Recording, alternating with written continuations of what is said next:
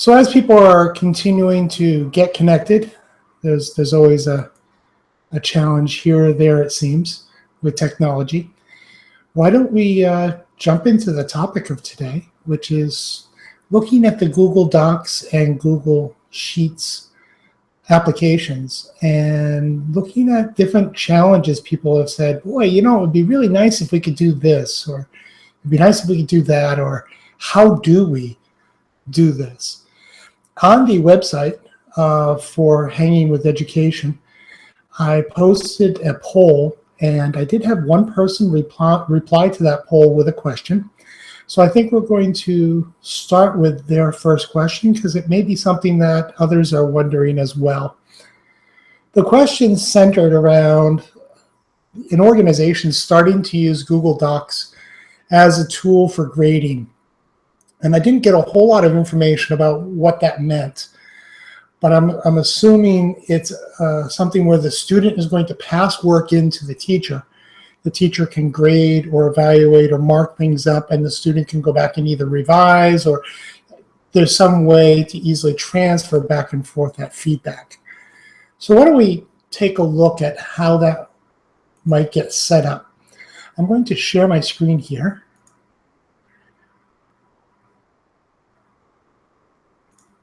All right. And I'm going to bring you to my drive. Now, for those of you who aren't familiar with how to get to Google Drive, and maybe you haven't gone there recently or it's been some time, you need to have a Google account or a Gmail account to get into Google Drive. And the difference is a Gmail account is an account you set up with Google. It's an email client. But as you can see on my screen over here, this is also where I can do chats and hangouts with individuals really quickly and easily. A Google account, in contrast, is, let's say I have a Yahoo account and I don't want to use a Gmail account for my email. I just want to register with my Hotmail account. Google allows that, so you can register with any other email you have to get what's called a Google account. There are a few limitations with a Google account versus a Gmail account. The Google account, you may not get some of the functionality that others enjoy with the Gmail. I don't want to go into specifics of those because having not experienced some of those features, you may not understand some of the variances and how it might be a limitation in some regard. As we go through today, if we encounter any of those situations, I might say, those of you on Google accounts, you might have difficulty with this. In any rate, if you log into your Google account or your Gmail account, this palette up on top with the 9 squares gives you a bunch of Google tools you can jump into, and Google Drive is this triangular symbol. If you're on a mobile device, there is an app for Google Drive, and you want to think of this as a storage locker on the apps, because there's also apps for Google Docs, which is one item that is part of your Google Drive. And there's also another for Google Sheets, one for Google Presentations. Basically, all the parts of Drive are separate applications with the mobile devices. So let's take a look. I'm in my Google Drive right now, and I've gone into a folder. My actual Drive is full of folders, full of documents. These are all from, I think, 2005 maybe. So there are a lot of folders and files in here, so I just wanted to keep it a little simpler with a simple folder in here. So you'll see a breadcrumb trail that looks a little bit as like a Moodle, where you can see here's the source directory, my drive, and then here's a folder I made, and it indicates this is where I'm at right now. If I had other folders, it would keep showing that breadcrumb trail of where I am. My Drive and Shared with Me are two different setups. Shared with Me are documents other people or folders other people have shared with me, and that's where I would find it originally. But for organization's sake, I have a hard time remembering, is that in my Drive or is it shared with me? So I will show a procedure for how we can take the shared with me files and immediately put it into my Drive, wherever you'd like to put it, and organize that as well. So to start a new document, I would have students come in, click on the New button, and create a Google Doc. Now, I've already created one just as a sample document, and I'll open that up. I already have it open here on another screen. Otherwise, I would just double-click on the document I had. So let's assume this is a student report, and actually a student has given me permission to use this report that they had started on pit bulls. And they've typed up all this information, and they want to share it with me as a teacher. With Google Documents, it isn't so much of attaching files and emailing them back and forth to people. One of the beauties of Google Docs is that you just click on this blue share button up top. And when you do that, you have a number of options. The student could get a link and just share the link to me. Or if they know my email address, here's my email address, they would just type that in, and they would decide what kind of properties do they want me to have within this document. Should I be able to edit? Can I just put comments? Or can I just view it? If I just view it, I can't put anything in the document. I can just read it. That's good if a teacher is giving out instructions or something and they don't want students changing the instructions. Comment allows me to just highlight parts of their work and put comments in, maybe questions here, and maybe edit notes. This may be very helpful for a student to keep track of all the different things a teacher has commented on and whether they've addressed that. And we'll see that in a minute. The can edit gives basically the teacher, me in this case, all the rights. And I always encourage students to put a note. Hi, this is Ed's paper.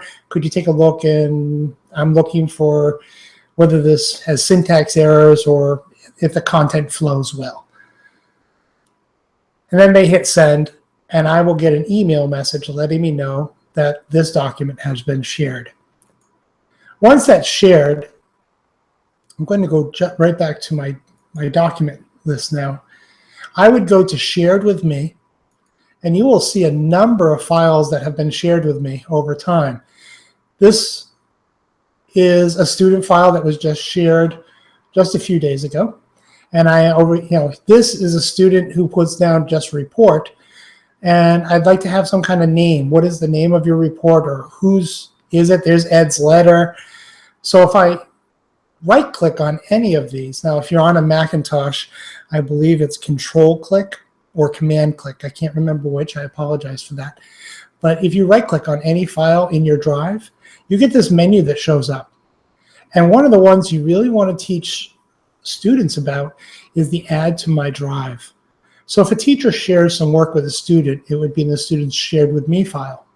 The student simply right clicks on it and brings it right to add to my drive. Jeff is saying he likes the PowerPoint function. Yes, the PowerPoint is really powerful. In fact, I find the PowerPoint in this, which they call Google Presentation, we'll take a look at that in a minute, really almost has the functionality of Publisher without having linked fields.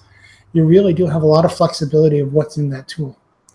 When a student clicks Add to my drive, they get this option to organize.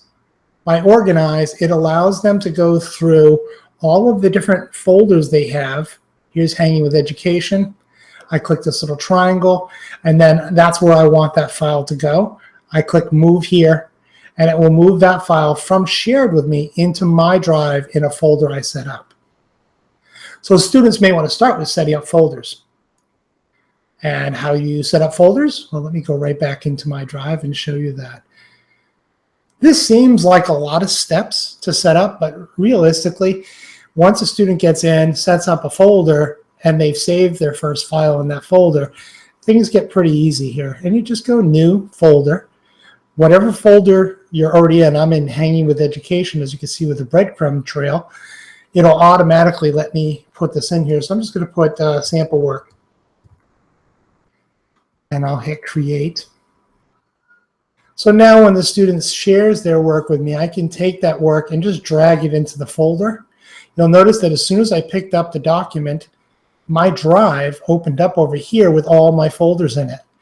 And if I come over here and hold, I'm still holding my finger on the mouse button, all of these little sub arrows will open as I hover over them to find out what specific folder I might want to drop this in.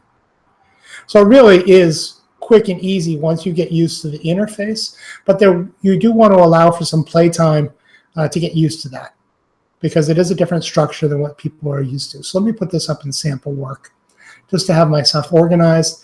And again, to highlight the breadcrumb trail, because people say, where am I? I get lost. This tells me I'm in my drive, I'm in this folder, and I'm in this subfolder.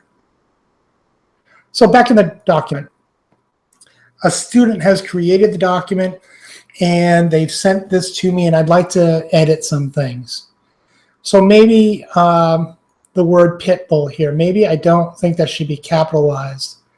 So it is a name of one, but let's say I just thought maybe I wanted to ask them how they knew that should be capitalized, or is it supposed to be capitalized. Over here on the right-hand side, you'll see it automatically pops up with add a comment on anything you highlight. Alternatively, with anything highlighted, I could come up here to insert and come down here to comment. And if you still want another way, those of you who are into keystrokes, there's a keystroke here that automatically will pop up with that function, Control-Alt-M. I don't memorize those things, but for those people who do, things get really quick. I like this feature over here where it just shows up on the right-hand side. When I click on that, I might put down, is this supposed to be capitalized? And when I hit comment, because this document was shared with me from a student, this is just a sample, of course, they would get an email that says, hey, Ed Latham has made a comment in your document. They'll read what my comment was, and they'll have a link that will bring them right back to the document where I have this highlighted. This is really quick and easy for a student to know when you've edited their paper or when you've made suggestions. So the student's constantly updated as you start making suggestions and changes in here. The other thing is you might want to see what the student has done to this point or how they got to this point. Under File, there's an option to see revision history. This revision history, you can see I just added this in today and then I made a change. Well, maybe I want to go back to the original copy, and you can just click on one of these versions. It'll show you what their report looked like along the way. So you can see if a student is struggling to get their report done, if they have like tons of different revisions and they've been really working hard on this, you can see that if it still needs a little bit more refinement, they probably need some more support to feel like they're getting more success a little easier. So the revision history I use when I hear people are struggling, or I see after repeated visits to a document that things aren't improving much, that helps me look at what have they been changing to see what they're actually concentrating on, which is very good. Lisi posts in the chat, I've used the presentation app to create a collaborative PowerPoint presentation in real time. Really cool. The Google Doc is also great for sharing collaborative grant projects. Important, the students must be trained. That is a great point. Matter of fact, let's illustrate that. I'm going to go back into my folder. I'm going to create a new Google Doc, and I'm going to invite everybody in the chat to this Google Doc. So let's name it Let Chaos Reign. You know what's going to happen now, right? I'm going to go up to share. And in this case, I'm not sending this file to any individual. I don't have all your email addresses. So I'm going to hit Get Shareable Link. And with this one, I'm going to say I'm going to allow everybody to edit. So things could get crazy. Once I can edit, I hit Copy Link. It'll copy this link down here. And then I hit Done. So again, I went to Share. I hit Get Shareable Link. And I chose what options I want people to be able to have access to, and I hit copy the link. Now I'm going to jump over to our Hangout, and I'm going to post right here, link to play document, and I'll share that. So if you go to the event page, or if you're on the event page, you should be able to click on that link. Thank you for that feedback, Lisa. Lisa's saying the text is difficult to read and a little bit blurry and small. By default, the web page here is at 100%, but I'm going to zoom that in a little bit so people can see. And for those of you who don't know how I did that, in any browser, if you hold down Control and the plus key, that will zoom the browser in. I think it goes like 25% each time you click it. And then Control minus will, of course, zoom you back out a little bit. So again, the link to that document is here. You don't need a Google Doc to play. I mean, a Google account to play, which is really nice for some people who say, well, I just really don't want to have a Google account, but I still want to be able to participate. And then when I go to sample document, I can see automatically, oh, I'm not sample document. I want to go to Let Chaos Reign. I will see up here in the right-hand corner as people join the document. So if you have difficulty from the Google Hangout event page, if this link is not working for you, please let me know in the chat. And I'll try to get that link again. Maybe I missed a character. Sometimes that happens. Let me move that over here. So in this, I might give my students a prompt. Please share one thing you love to do during summer break. And in this document, I'm going to change my font size so it's a little larger for those of you watching video. Oh, that's probably a little too big. Hopefully that's clear enough. But anybody who comes in, all they would have to do is, hit enter a few times, find a place. Maybe they want to customize with changing their text color to give it a personal touch. Maybe changing their font type to a different type, so we know each person might have a different font type they use. So a different combination of font type and color might be useful. I've done this with professional staff all over the place, and when everybody gets in there and collaborates on a document for the first time, it's humorous. It doesn't matter if they're adults, it doesn't matter if they're kids. It's quite funny to watch what everybody does. Now, the nice thing about all of the Google tools is it doesn't matter that this is a word processing document.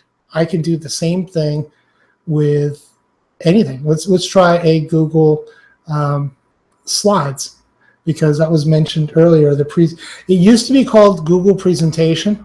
Now they call it Google Slides.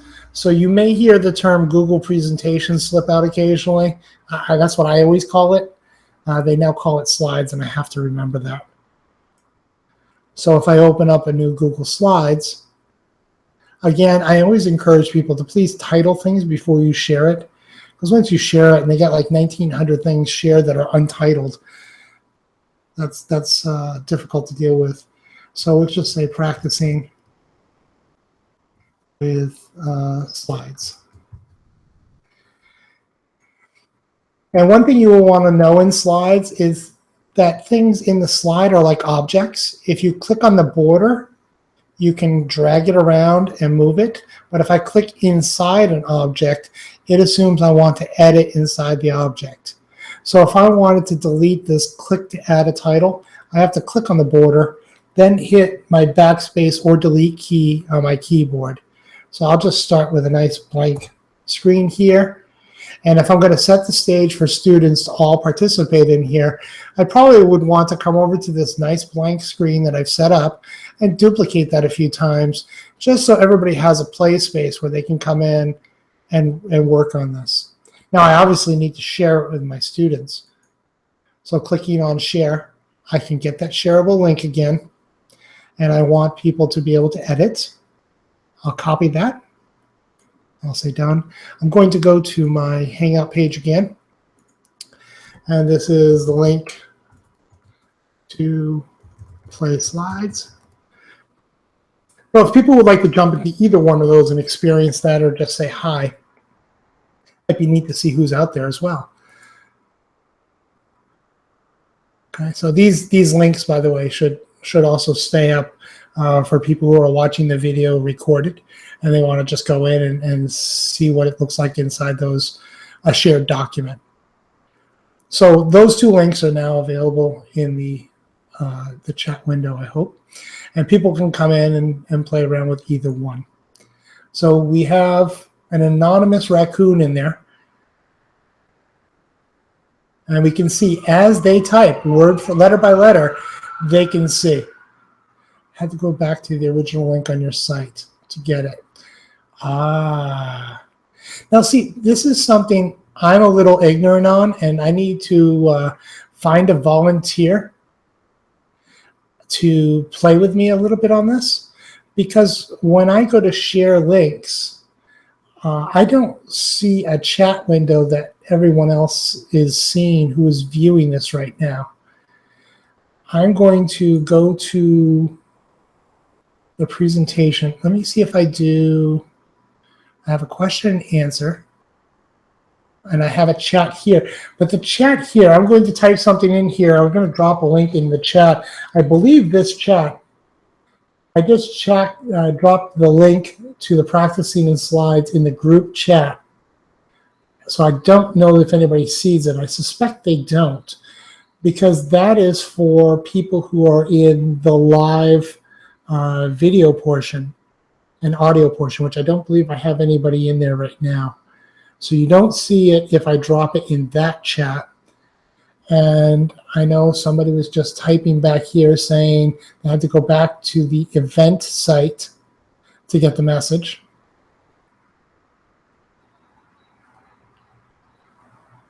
I think you could drop the link into where?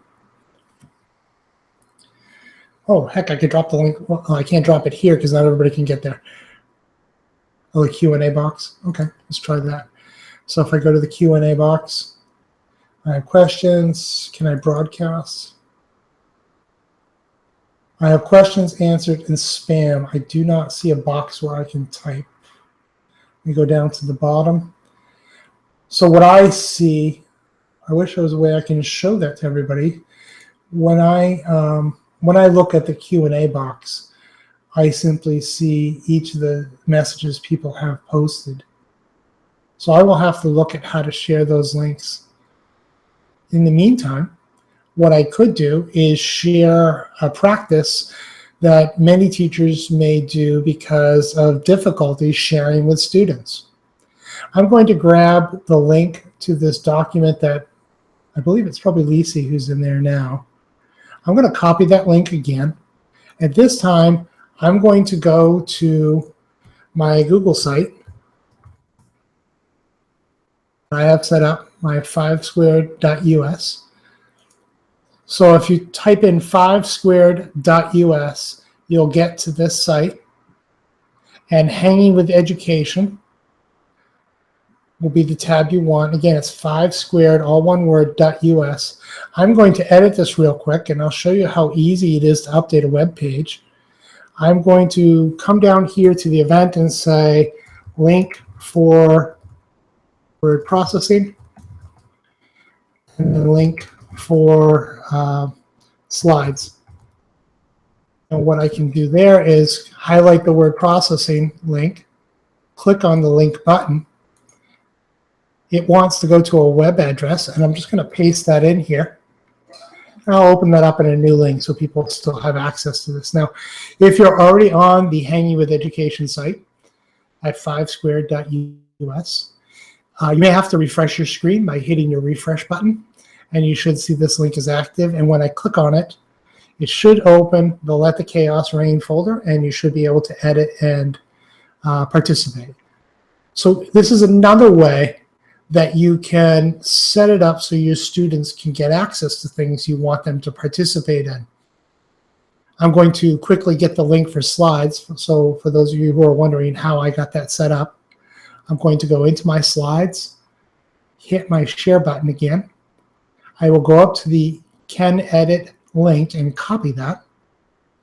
I will close this because I don't need it anymore. I'll jump right back over to my web page. I'm going to get in edit mode by just clicking a pencil. And we could do a whole session on Google Sites if somebody would like. You know, maybe we could spend an hour going through Google Sites.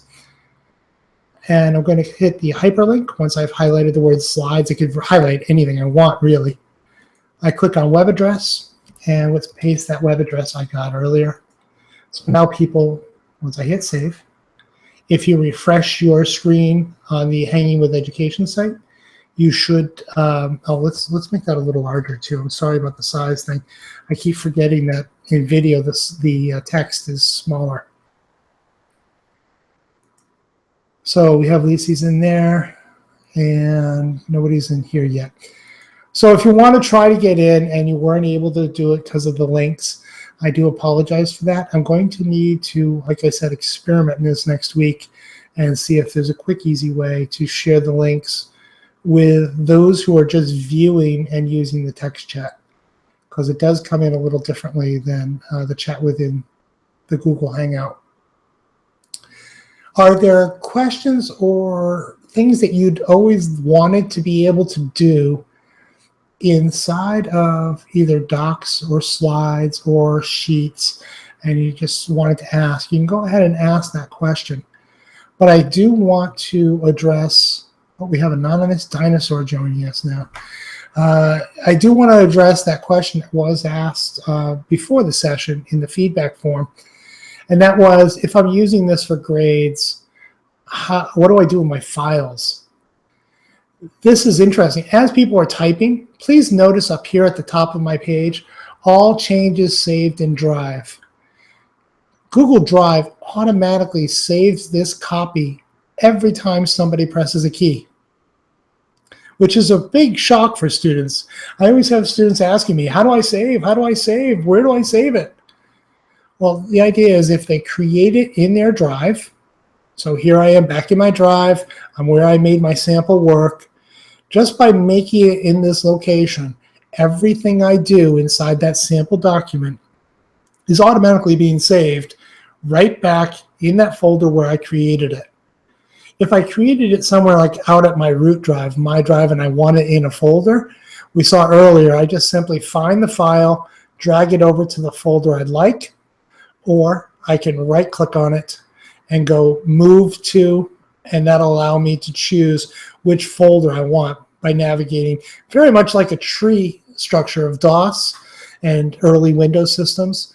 That tree structure is very similar here with arrows either to the right or to the left to go back and forth.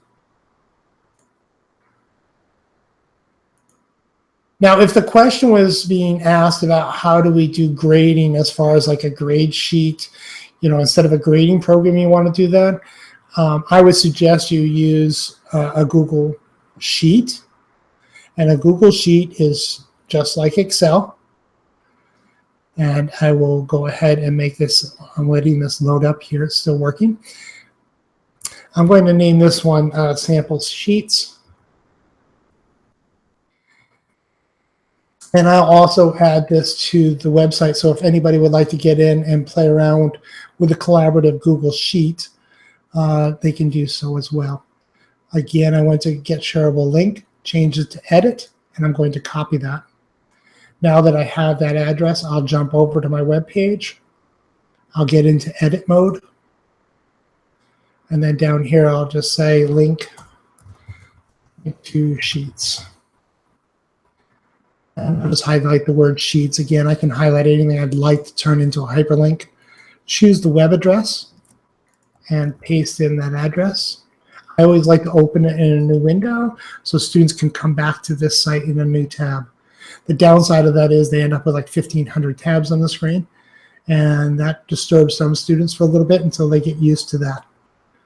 So there will be a little bit of a growth curve there. So now if you refresh the page on 5squared.us, you will see that there are those 3 links, so you could jump into Sheets and see what that's like. But this is a typical spreadsheet, so if you've worked with spreadsheets at all, this has almost identical functionality. You have formulas and everything else. In Google Sheets, if you want a formula, you just type the letter, the character equals, and you can type in like sum.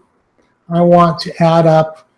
I open a parentheses up and I just highlight, let's add up all the numbers from here to here. Obviously there's none right now, but let's just say I wanted to set that up because I was going to have some grades put in. So maybe this was a test. Here was a quiz, homework, whatever you use for grading systems. Everybody, I found that there's almost as much variety in assessments as there are teachers. So there are some classifications people can generalize.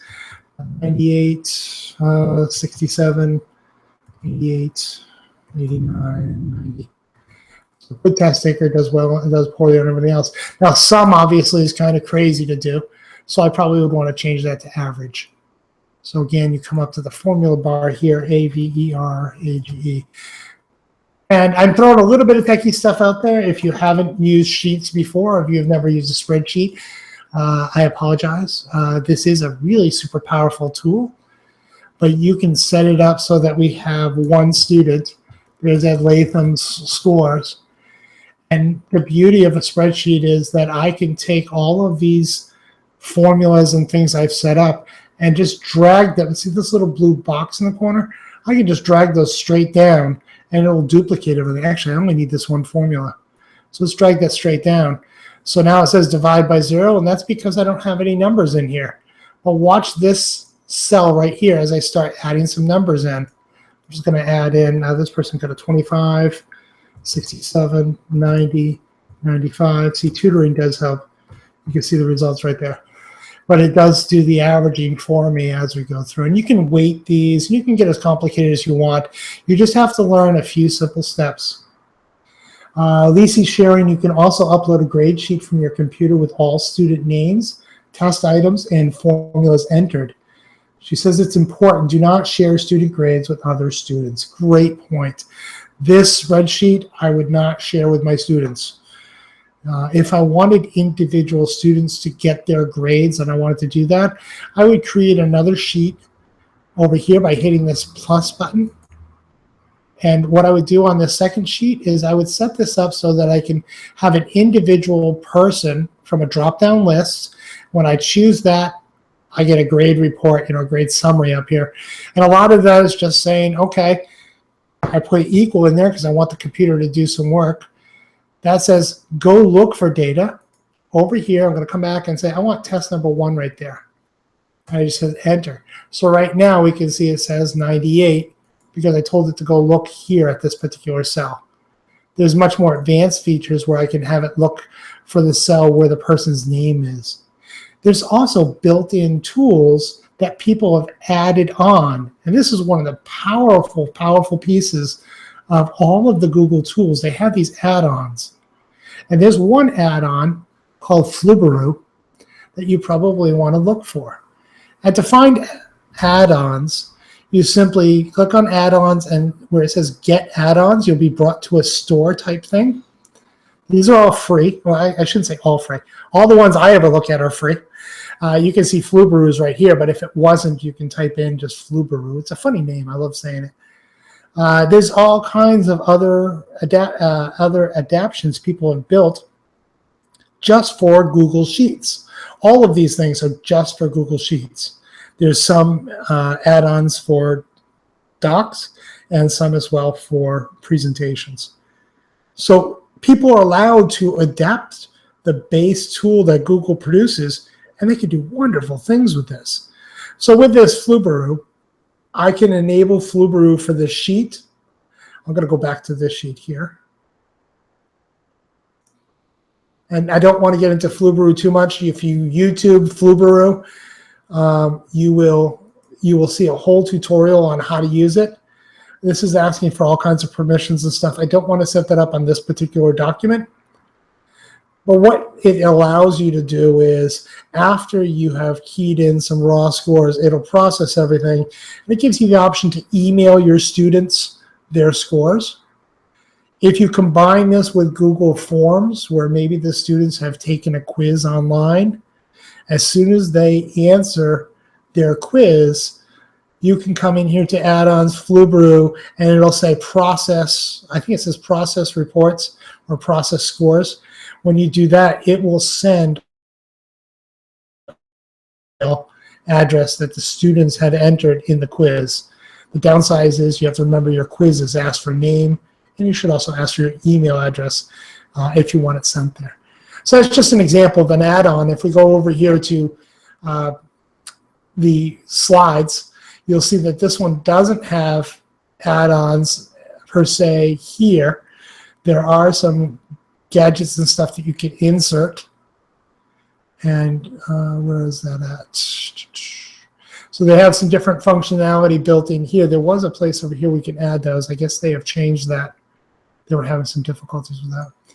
Over here in the word processing, I have downloaded one for math, for instance. I love this thing as a math teacher. I'm going to come down here in the document. I have my cursor at the bottom. And this is so cool. I'm going to use the speech. Oops, let me let this load up. I'm going to use the speech to math. It only works in Chrome, by the way. But this is really cool. And I hope this works off my microphone. I don't know if it will because I'm in a Google Hangout. Square root of 25 plus 13.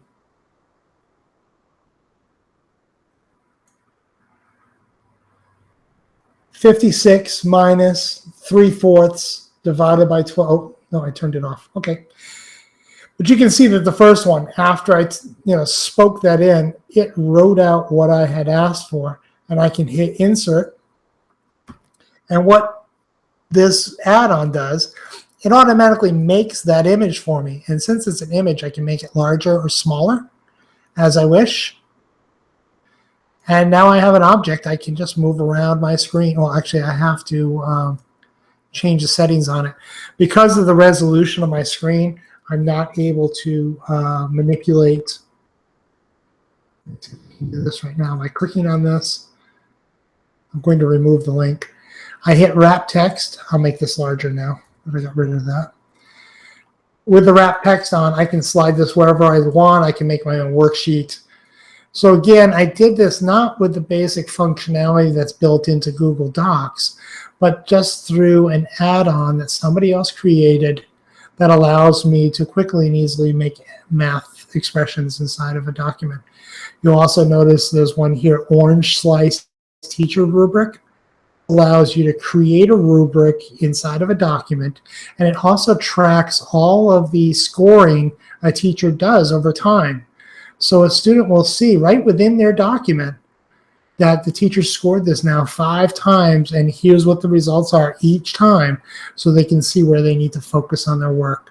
So for people who struggle with rubrics or haven't played with rubrics before, this Orange Slice Teacher Rubric, some people really, really like that a lot. And there's tons. The number of add-ons for the Google Docs setup, there's hundreds here to look through. There's one in here for making concept maps. Let's say we want students to make a concept map, a flowchart, collaboratively. So someone's going to get all the input. They'll put all the input pieces in. Someone else will put all the processing. Someone will put all the reporting. They can divvy that up however they'd like and start making some really interesting concept maps. So as you can see, this would take a couple days to go play with all of the different add-ons just for Google Docs. So that's pretty impressive that there's that much extra functionality. Other things people have asked is, okay, I need a report that only has so many words. How do I know how many that is in Google? So I'm going to go back to my student report here. I'm going to highlight. I'll highlight the whole thing first just to see. Under Tools, I can come up here and look for word count. And by word count, it'll show me just the highlighted area. And it will show me how many words, characters, and excluding the spaces. So if I had a certain limit of what I was supposed to be writing, I can get that data here through word count. Some of you who were quick on the uptake here, seeing what was under that menu, may have noticed, I'm sorry, the text on this one is small, I'm sure. Let me make that larger. And one more time. You may have noticed Google has added this functionality to most of its tools now. There's a tool for voice typing. This is great as long as your students can enunciate fairly well. I mumble a little bit, and I find that Google does an incredible job picking up my voice, even with a little bit of mumbling here and there. I have had some students who stutter a little bit, and Google takes out the stuttering, depending on how severe it is. I do have some challenges with people who English is their second language, depending on what their original language is and how well they can pronounce English terms. So there is some variation on that. You can do voice typing in other languages, which is interesting. So if Spanish is my natural language, I can set up the voice typing to do it in Spanish. So over here, you can see here's the voice typing tool. Right now it's on English. If my native language is Dutch, I can put that down and just speak in Dutch, and it'll go ahead and type. So let's try it in English. I'm now typing without touching the keyboard, and you can see that I didn't pronounce the word now. It actually said no instead, which is an interesting thing because you can see that it didn't even come up with the right no. I meant no as in knowledge. And it keeps up with my voice very well. We got Noah. I have found that when I do this in a room that doesn't have quite as much echo as the room I'm in right now, that the speech to text does a much better job than it's doing right now. But you can see how quick it is. It picks it up very quickly. I don't know very many of my students who can type as fast as this is writing right now. So for students who really lack typing skills, this helps them really just get stuff on paper, and then they're going to come up here and say, Noah's, what was I saying here? I'm at Noah's and keep knowledge. Okay, they'll have to go back and edit some of this. And this is probably one of the worst examples I have seen with the speech to text, and I suspect it has to do with the room I'm in and the poor tonal quality I have right now. Or maybe I just need a drink of water. I'm not sure. I'm looking at the questions now. Are there any questions people have about any of the Google tools that you've used? Maybe some frustrations you've run into. You'd like to be able to do something differently within one of the tools. I'll see if any questions come in.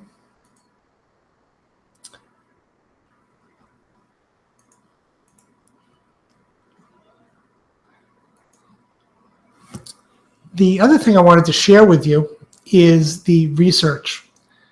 This is really powerful when we're talking about college transitions and we're trying to get people used to really formal writing and doing formal research.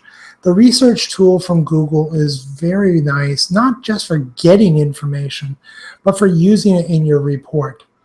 So I can click on Scholar over here on the right-hand side. By the way, I got this by going up to Tools and clicking on Research inside of a Google document. And the research bar pops up here. Now I can type in. Now this person was doing a report on pit bulls. So I might type in pit bull. And Google does its thing. And what will be really nice is it shows me how many people have also cited this particular piece of information. So if I come down here, stray dogs in America, pit bull terriers in America. So I'm getting little snippets here, or little quotes. I'd have to look at dog bite related fatalities from 1979 through 1988. Ooh, that might be good if I'm looking at, how vicious are dogs in general, and maybe it has information by breed. Maybe I want to check that out. So I can click on this blue link at the top, and that will bring me to the site so I can read through the article and see if there's anything in here that I can use for my research. So I come through here, I look through, I've read this thoroughly, and I decided, you know what, I can use some of this stuff. So I need this as a resource. So I'm going to go back into my document. I know I need this as a resource now. I can cite this as a footnote. And when I do that, you'll notice it puts a footnote here in the text, And it also, at the very bottom of the page, gives me the citation. You can change citation types from MLA, APA, Chicago, and I believe there's another one it allows. I can also do it as an insert instead. Now my cursor probably is back up here somewhere. Let's find my cursor. Here it is up here. So now if I hit it as an insert, as a citation here, you'll see, I got to get this research out of the way for a moment. You know what, I'm going to make it smaller. You can see that it put the citation right here in line, 1989, and gave, I believe, the pages or the reference here for it. So a student can be taking notes inside their document and using the research tool not only to find resources, but to quickly and easily add some citations in here that they can later put together for their bibliography. And that's quite powerful. Now, this is a report on pit bulls. You know, people may have an image for them, maybe they don't. So I may want to add images in here. So I immediately just clicked on this drop-down arrow and chose, I just want images. So now I can scroll through, okay, this little guy here, he looks special. Let's bring him over. I'll just drag it and bring it over. You know, for students who are having a hard time, this is like Word used to be with clip art, except for now I have the World Wide Web and Google search engine looking for stuff for me. Now, this is good to know if people have not used this before.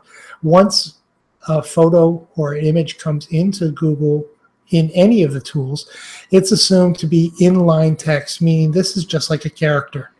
If I type letters before it, it'll actually move the document. So I'm going to move to the left, excuse me, and start typing. And you can see that it starts moving as a text character. It will wrap around, and I think I just deleted it because I highlighted it accidentally. If I hit wrap text, and I do that by clicking on the picture once, then click on wrap text, I can now move that wherever I want, and the text wraps around. Now, students complain how much space there is around. This margin reduces that space, so maybe I only want a 1/16 of an inch around my picture. Maybe I want nothing. I want the words to just smoosh right up to it. The challenge there is it gets hard to read it. You almost always do want at least some kind of gap there to naturally be able to read something. But now students can fool around with this a little bit to move the picture where they want. And let's say later on, I want a picture of maybe a little meaner looking dog. There we go. We're talking about how pit bulls can intimidate people just by their appearance. That little guy looks rough. And when I go ahead and do the wrap text, or I just have the picture highlighted, these little handles, like any other photo processing, allows me to resize. And the little ball up top allows me to change it so I can put it at a slant if I wish. Okay, so students can add a lot of flair. You wouldn't want to do that in a real research paper to have all kinds of pretty pictures, but I might be looking for charts. I might be looking for, you know, data that other people have put out under images.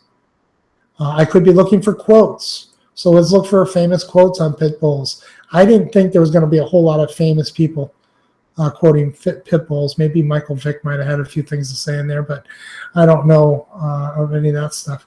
But I might want to get an official dictionary definition. So right now, I can immediately go look up what that is. I don't have to go out and Google it on a separate tab. I just click dictionary. It's right there. I can set up my own personal dictionary as well, and it would look through that. It'd be interesting to see if there's any tables. Like, are there any things that look at pit bulls? Oh, that's the wrapper. Well, that gets students into how do we search the internet and find the content we want, which can be a challenge as well. So we're getting all wrapper responses in here.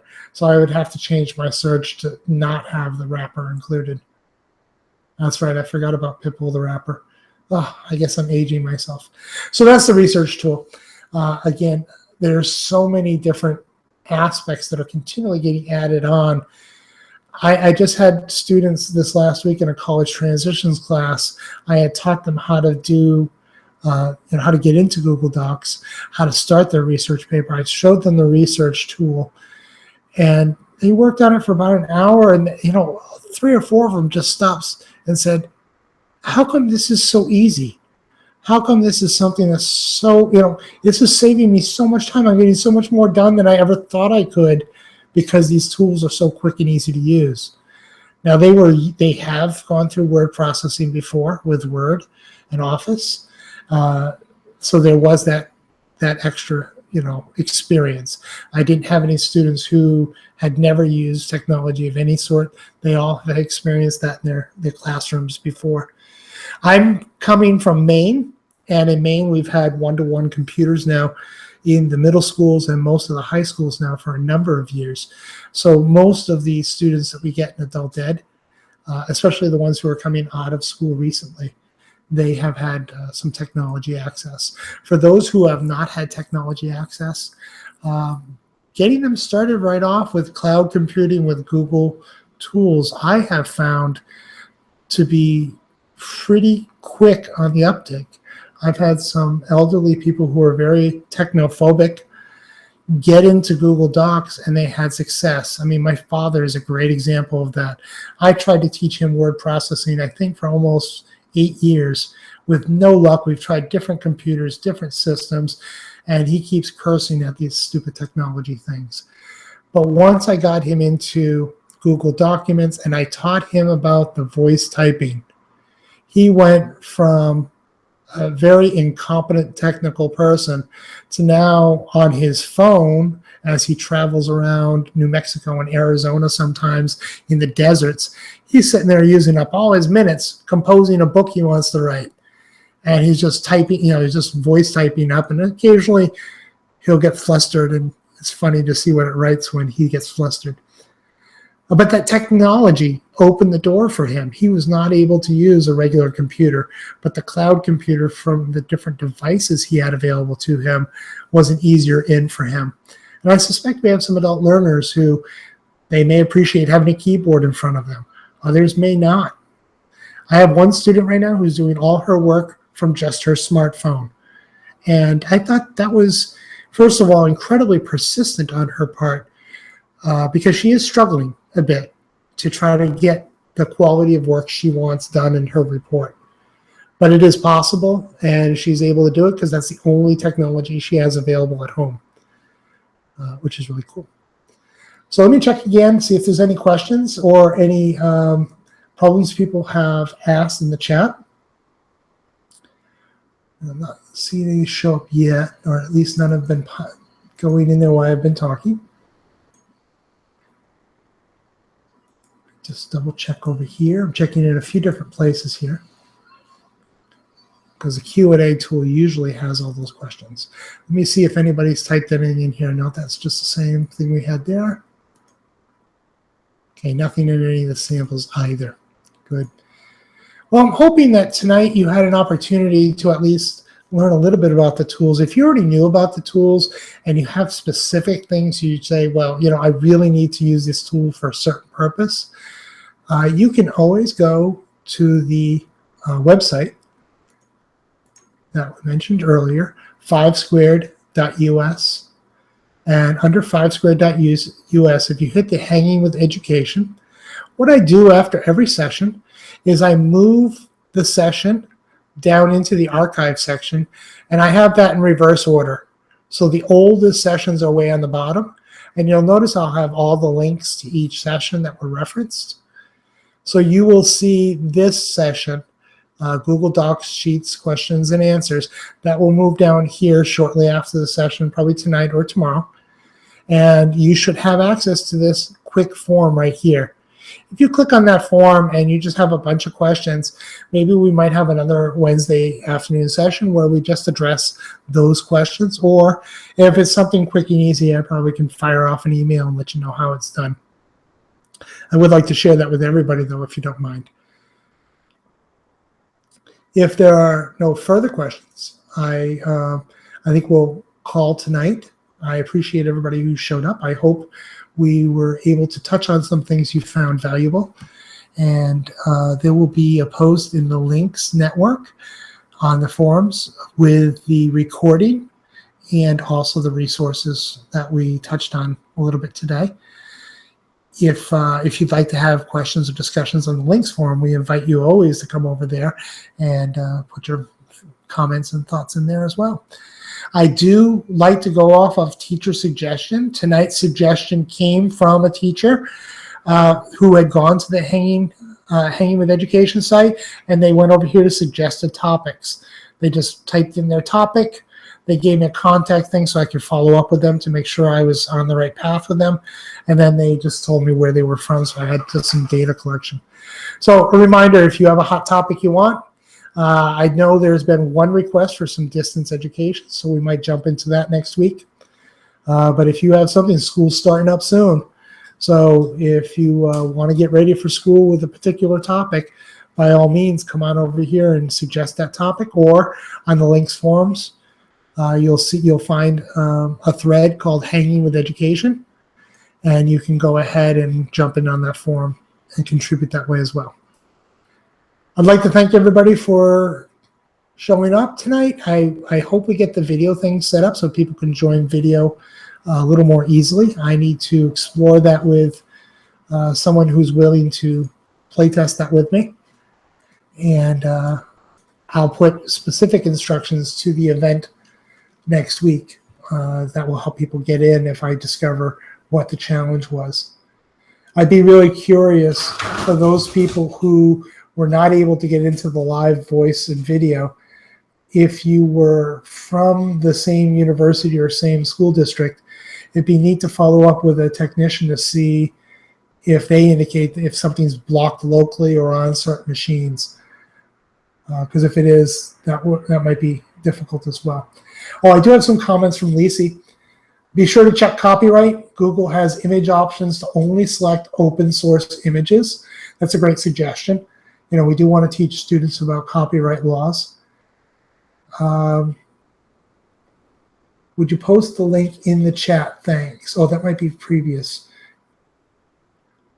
Which link? The link to the feedback form or the Hanging Out with Education forum?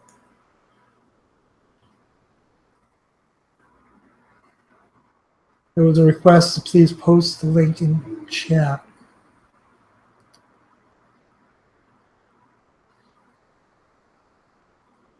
And Anne replied, thank you. It was a very complete introduction to Google Docs. I'll now try out several of your suggestions. Great, Anne. And if you do try them out and you find questions or things that make you just kind of scratch your head, by all means, jump on the links discussion thread on Hanging with Education. Drop your questions there. We have incredible people around the country who all want to help out. And I think people are afraid to ask questions sometimes.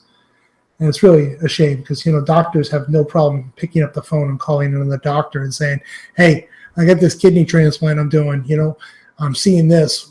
Any suggestions or things you might have encountered with that? Teachers, though, we seem to not reach out across the country as much, and we have some great people out there to help. So, all right, I will close the session now, and I appreciate everybody's showing up here and participating. It's really helpful, so I don't feel like I'm just talking to myself. I appreciate that. Have a great night, everyone, and hopefully I'll catch you next week with a new topic once you share what you would like to work on next week. Have a great time. Bye-bye.